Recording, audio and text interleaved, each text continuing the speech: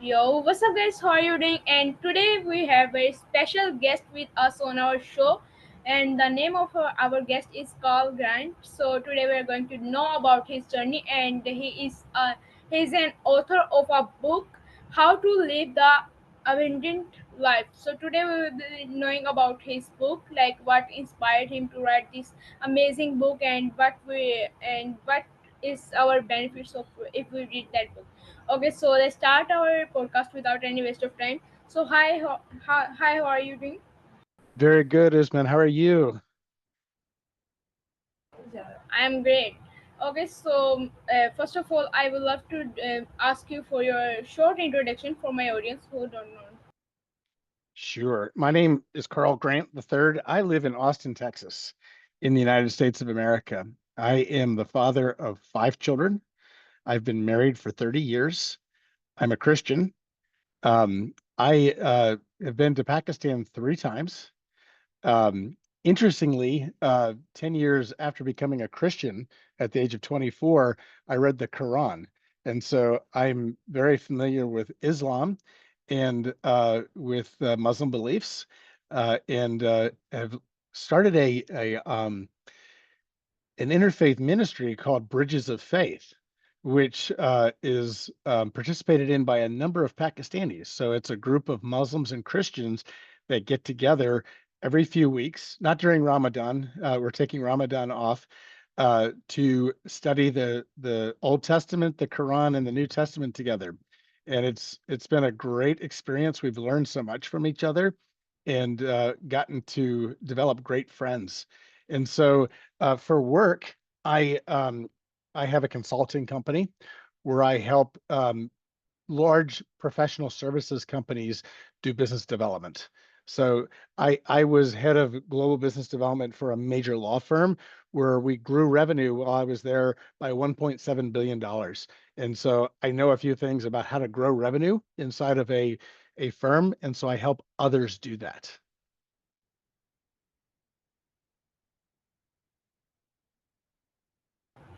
Wow, very amazing and interesting. So, can you please tell us what inspired you to write how to live the abundant life? How to live the abundant life. So I've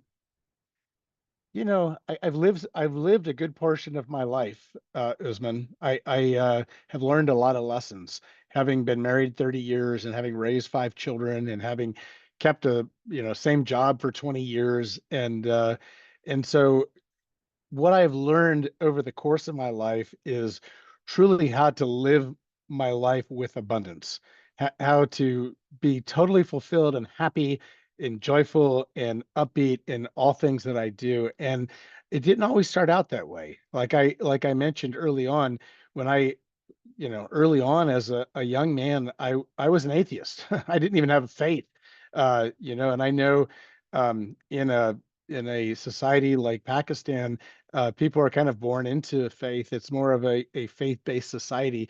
It's not like that in America. People really make up their own minds. And so I had to figure out what's the best way to believe. What is the best way to conduct myself to be healthy? What is the best way to eat so that I'm nutritionally sound? What is the best way to think? You know, Usman, have you ever just woken up and just thought negative thoughts? Just you start thinking about your day and your brain goes to, oh, I'm not happy today. Nobody likes me. I don't like the way I look in the mirror. People do this to themselves every day. They say negative things. Oh, I'm getting old. I'm getting fat. I'm getting this, or I'm not smart. And what they do is they say a lot of things that are very negative, and they speak them over their lives, and then they start to live these negative lives.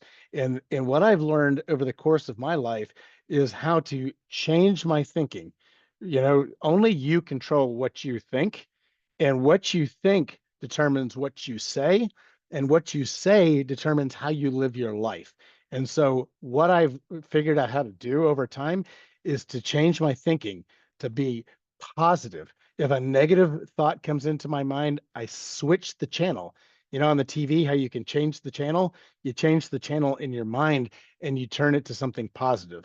And so I figured out how to do that. And I figured out how to say positive things over my life and how to say positive things over the people I love in my life. And so when you do that, the people who are around you, they tend to love you back because you're saying kind things to them. And so I've also learned throughout the course of my life that doing things that come contrary to what is natural, human nature, actually yields the best benefit. For example, if we were given a choice as to what to do every day, we may not ever leave our bed. We may stay in our bed and eat potato chips all day because that seems like the most easy thing to do.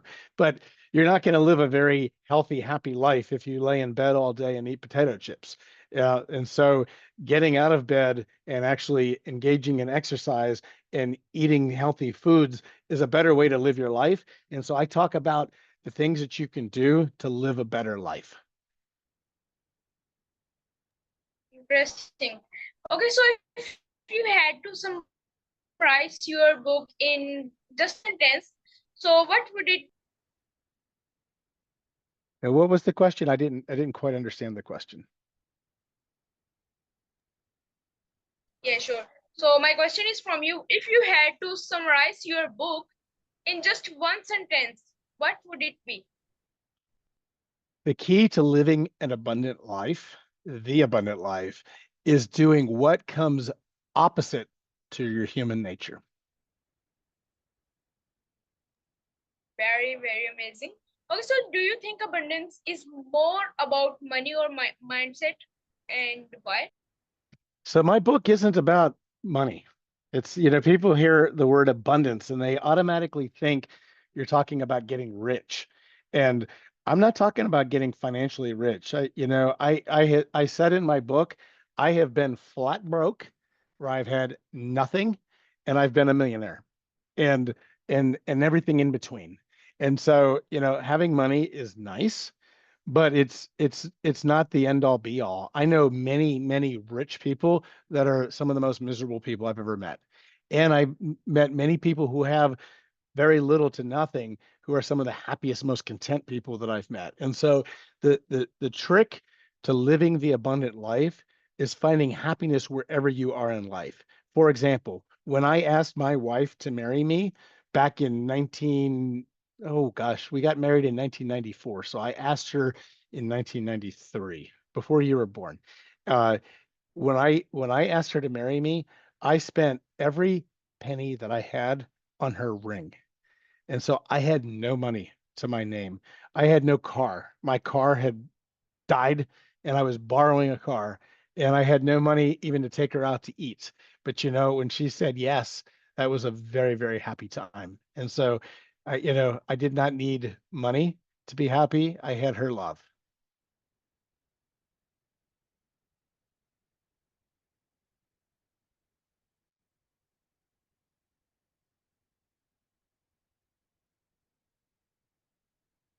Does that answer your question, Isman?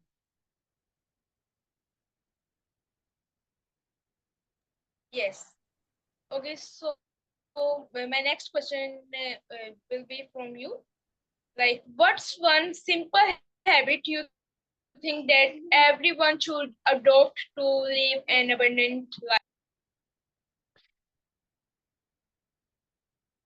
Let me think about this. Um, Can you hear me? one, yes, I can. I'm thinking about it because that's a complex question. I think getting control of your thoughts is a key the key first habit that you want to have the abundant life. And the reason I say your thoughts, what you think about, is because it controls everything else about your life. If you can't control your thinking, then you can't control your discipline to get up out of bed and go to the gym, or go when you go to the kitchen to eat a healthy meal, or when you go to see somebody in your family, one of your loved ones, to say positive, kind, reaffirming things to them. If your thinking is wrong, you're going to say mean things to people. There's a saying that says, hurting people hurt people. And so if you're hurting inside, you're going to be hurtful to other people. You're going to be hurtful to yourself. And so you need to replace the negative thoughts in your mind with positive thoughts. One of the things my wife and I do is we get up every morning at 5 a.m. and we study the Bible together. We pray together, and then we have a list of promises from the Bible, God's promises, and we quote promises that God has recorded in his word out loud. We claim them. And when you claim those promises, what it does is it helps you to think those words as you're saying them, and you start to remember those words. And so when a negative thought comes to mind, you can replace that with a truth from God's word. And it's something we do every day. And a lot of those words that we quote are from the Old Testament and Proverbs and Psalms. And those are words that you know people in the Muslim faith believe as well. And so this truth holds firm for people of different faiths. I think I lost you, Usman. Uh, I'm still recording, so I'm going to wait for you to come back. In fact, I will send you a text message to come back.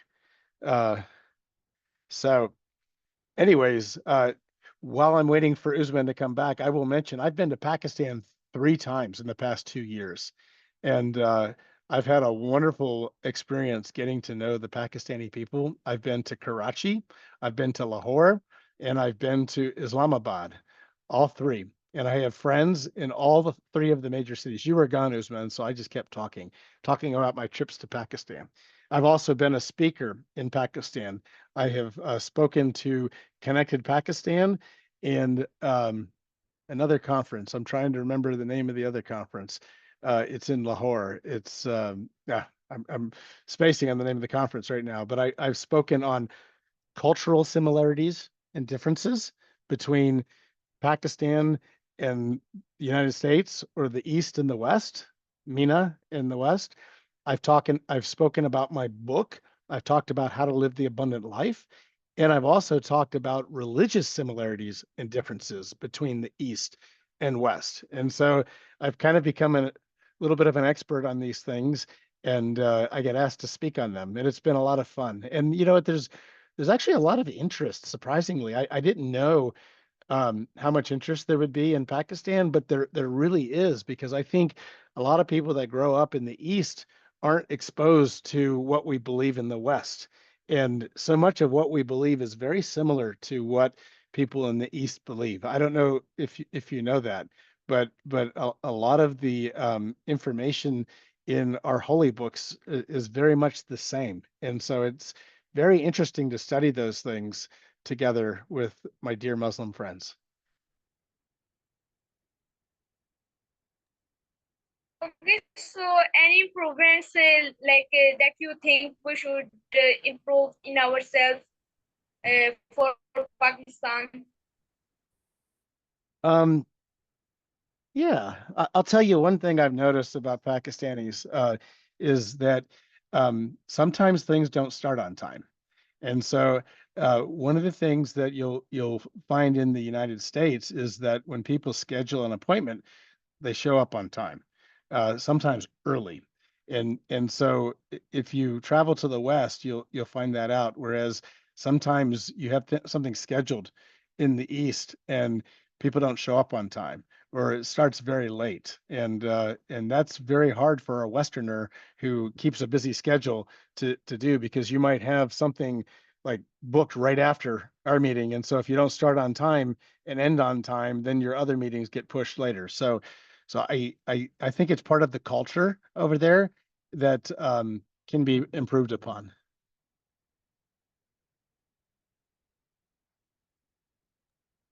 Thank you very much. Okay, so I will try to improve it in myself too. My next question would be, what's the biggest misconception you think people have in their minds about abundance? About abundance, I think the biggest misconception is that it's all about money, that money will solve your problems. And you know what? What Jesus said, if you gain the whole world and lose your soul, what credit is that to you? That's Jesus or Isa as you know him. Uh, if you gain the whole world and lose your soul. And so you can spend your life amassing a fortune for yourself.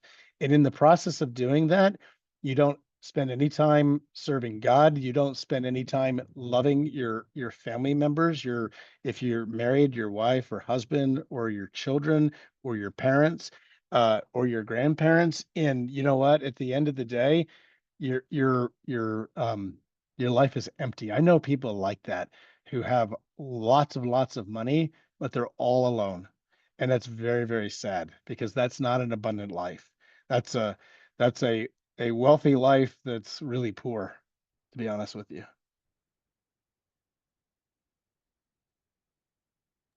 Okay, so lastly, if readers take away just one lesson from your book, so what should it be?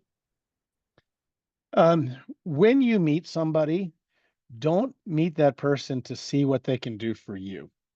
This is a key lesson. If you go and you meet somebody new and you say, "Oh, you know, I could use your help with this, or you could do this for me," um, it usually turns the other person off. But if you meet that other person and you say, how can I help you with what you're working on? How can I help you be more successful? How can I do a favor for you?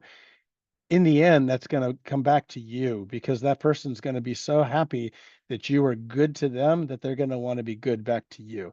I think Pakistanis do this a lot. I think Pakistanis are very hospitable and better actually than Americans when it comes to like being kind and hospitable. I that's one of the things I love about your country and your people is that when I come there, they're some of the nicest people in the world. I when I show up at an airport in Pakistan, they pick me up at the airport. They don't let me spend my own money. They will invite me to stay at their house, which is just so unusual for an American because we don't do that. We're in America, we you can have an Uber pick you up at the airport and you get a hotel room and people just aren't as hospitable as they are in Pakistan. And so I think you guys already do this very much, and I think you're experiencing abundance as a result. I don't know any Pakistanis who don't have food to eat because they're very giving with their food when I come over there, and I think as a result that you guys are blessed. Actually, Pakistanis don't know what abundance is, but they are doing it. Like this is in them personality. But if you like visit any village in Pakistan, so they will just go away from them home and they will empty them home for just for you, and they will ask any neighborhood to stay and live there. But so this is something in us, and so they are doing like abundance, but they don't know what abundance is. So can you please tell us in simple words what is abundance? Simple and shorter. Abundance is living a fulfilled life beyond measure where you just have happiness and joy and you wake up every day looking forward to the day and the blessings that are in store for you. It's a positive mindset where your people around you love you and you love them back and you're just fulfilled in every way. I have an actual a formal definition written in the book. I don't have it memorized, and I'm not reading it, so I'm doing it by memory, but it's pretty close to that.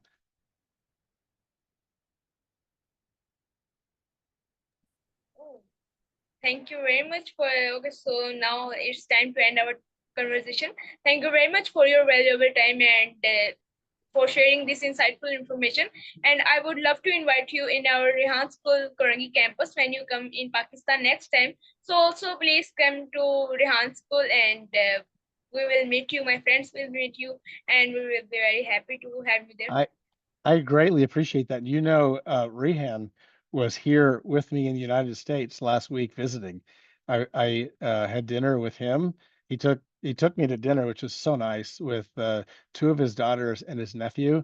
And he came over the weekend and hung out with me at the swimming pool next to where I live, and we just hung out and talked with a group of friends throughout the day, and it was wonderful. He's a wonderful man, and I think the world of him. And so you guys are very blessed to have such a wonderful leader in your country. Okay, thank you very much. See you. So, guys, see you in the next conversation. Till then, bye bye. All right, bye bye.